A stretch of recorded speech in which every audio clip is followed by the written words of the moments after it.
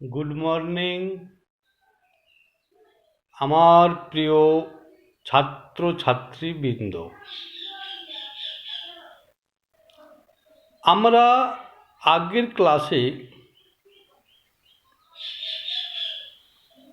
পণ্যদ্রব্য কাকে বলে, পণ্যদ্রব্য কি এবং টেকসই হিসাবে পণ্যদ্রব্যকে কয় ভাগে ভাগ করি তাদের সম্পর্কে আমরা আলোচনা করেছিলাম।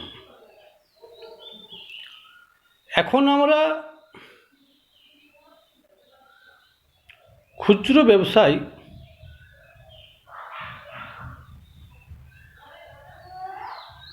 গ্রাহকদের চাহিদা মতো বিভিন্ন রকম পণ্যদ্রব্য পাইকারিদের কাছ থেকে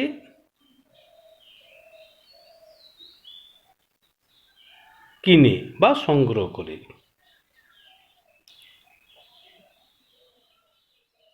তাহলে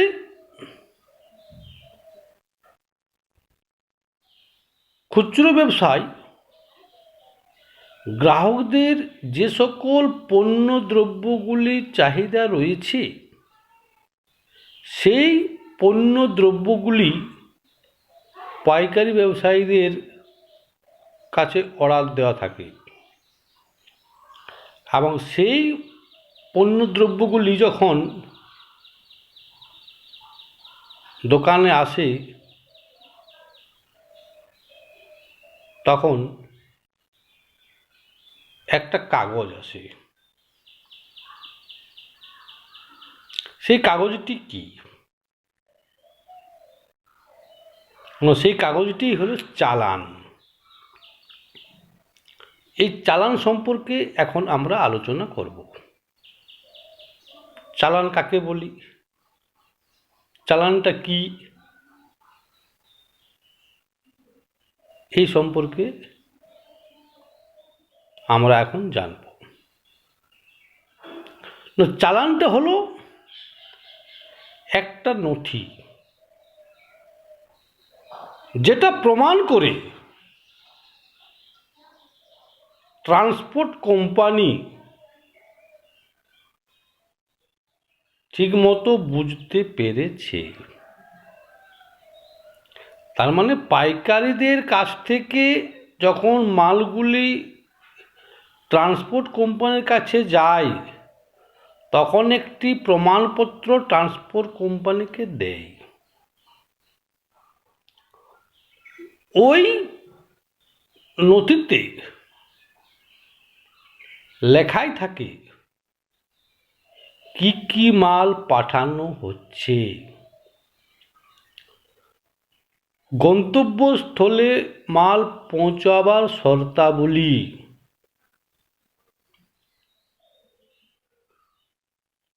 ওই নথিতে সমস্ত কিছু লেখা থাকে।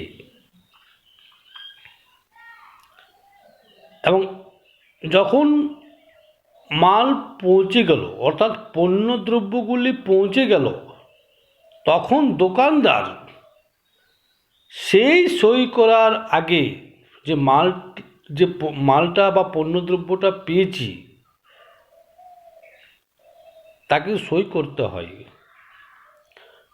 তাহলে সেই দোকানদার সই করার আগে সব কিছু পড়ে নিয়ে একমত হয়। তার মানে ওই খুচরো ব্যবসায়ী কি কি পণ্যের অর্ডার দিয়েছে, সেই সকল পণ্যগুলো ঠিকঠাক আছে কি না, যেটা চেয়েছিল সেটা পেয়েছে কি না, সব কিছু দেখে তারপর দোকানদার সই করে।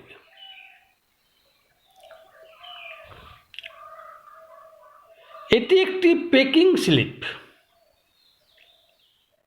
চালানের কপি পারচেজ অর্ডারের সাথে জুড়ে দিতে হয় যাতে প্রমাণ হয় যে পণ্যটি পাওয়া গেছে।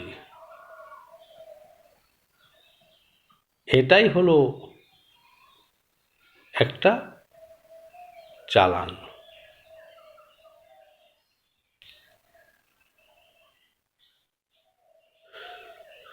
এরপর মালপত্র পরীক্ষার বিষয়গুলি কি কি?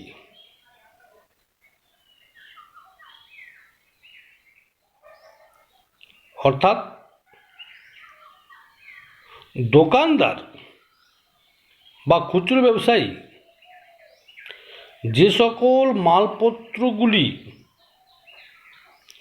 অর্ডার দিয়েছে, সেই মালপত্রগুলি যখন তার কাছে পৌঁছায় তখন তাকে কি দেখতে হয়, কি পরীক্ষা করতে হয়, এই সম্পর্কে এখন আলোচনা করব। পণ্য পাঠাবার চালান পাওয়ার পর মালপত্র পরীক্ষা করার কাজ শুরু হয়। যতক্ষণ না পর্যন্ত চালানটা তার হাতে পৌঁছাচ্ছে ততক্ষণ সে মালপত্র পরীক্ষা করবে না, অর্থাৎ পণ্য সামগ্রীগুলি পরীক্ষা করবে না।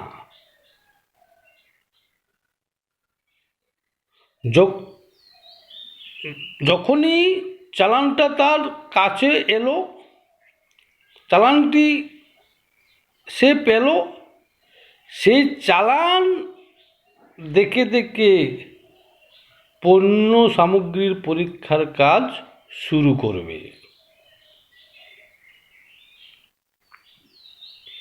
কোনো কোম্পানি বা ব্যবসায়ী হয়তো চালানটি আলাদাভাবে পাঠায়, মালের সঙ্গে তার একটি তালিকা থাকে। এই দুটি দেখতে প্রায় একই রকম। কিছু কিছু কোম্পানি কি করে চালানটা পরে পাঠায়,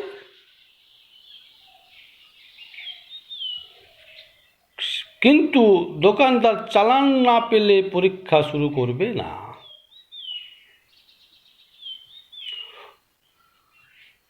এবং যে পার্চের অর্ডারের নথিটি থাকে তাতে বা ওই তালিকায় পাইকারি দর, জাহাজের ভাড়া বাদ থাকে।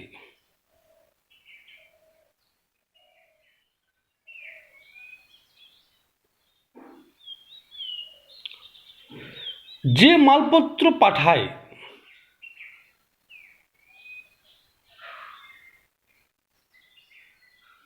সে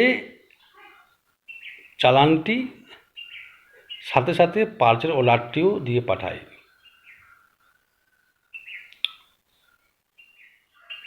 আর এই চালান হাতে না পাওয়া পর্যন্ত কোনো দোকানদার, কোনো খুচরো ব্যবসায়ী পরীক্ষা শুরু করবে না। প্রেরক চালান দোকানের পার্চের অর্ডার এর সাথে মিলিয়ে,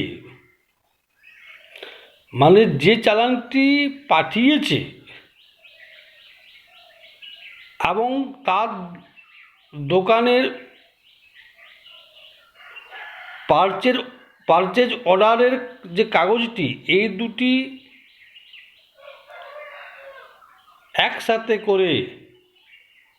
একসাথে নিয়ে পণ্য সামগ্রীগুলি পরীক্ষা শুরু করবে।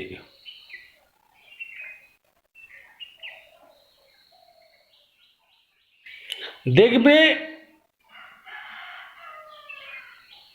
দাম ও বিক্রির জন্য আলাদা কোনো শর্ত আছে কিনা।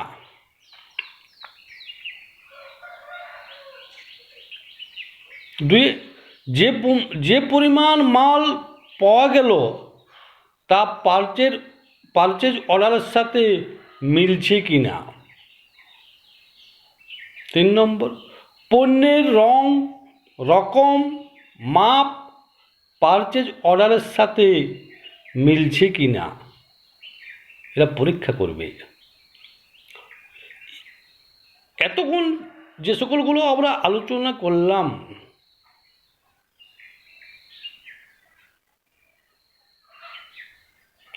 বা একজন খুচরো ব্যবসায়ী কি কি ভাবে, কখন, কোন সময় তার পণ্য সামগ্রীগুলি পরীক্ষা করছে, তা আমরা জানলাম। এই পরীক্ষা করতে করতে যদি কোনো সমস্যা হয় বা কোনো গরমিল থাকে, সঙ্গে সঙ্গে নথিভুক্ত করে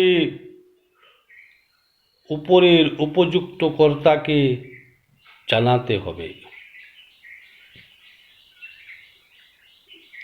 এটাও দেখতে হবে যে কার্টুন বা পণ্যদ্রব্যের কোনো ক্ষতিগ্রস্ত হয়েছে কি না, সমস্ত কিছু পরীক্ষা করতে হবে।